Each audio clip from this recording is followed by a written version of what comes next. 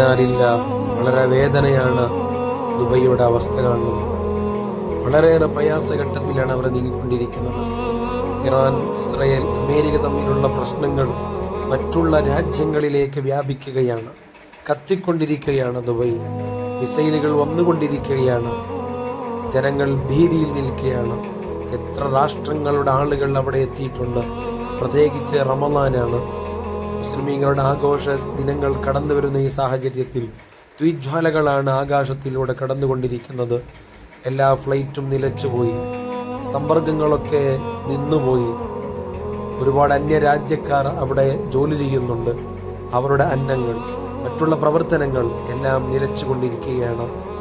രണ്ട് രാഷ്ട്രങ്ങൾ തമ്മിലുള്ള സംഘർഷങ്ങൾ എവിടെ വരെ എത്തുന്നു എന്നുള്ളതിൻ്റെ സൂചനയാണ് ഇതൊക്കെ കാണുന്നത്. ഇത് കാണുമ്പോൾ സന്തോഷിക്കുകയല്ല വേണ്ടത്. ഇത് എൻ്റെ രാഷ്ട്രത്താണെങ്കിൽ, എൻ്റെ നാട്ടിലാണെങ്കിൽ എൻ്റെ അവസ്ഥ എന്താകുമെന്ന് ചിന്തിച്ചുകൊണ്ടായിരിക്കണം നാം ഉണ്ടാകേണ്ടത്. അല്ലാഹു കാക്കട്ടെ.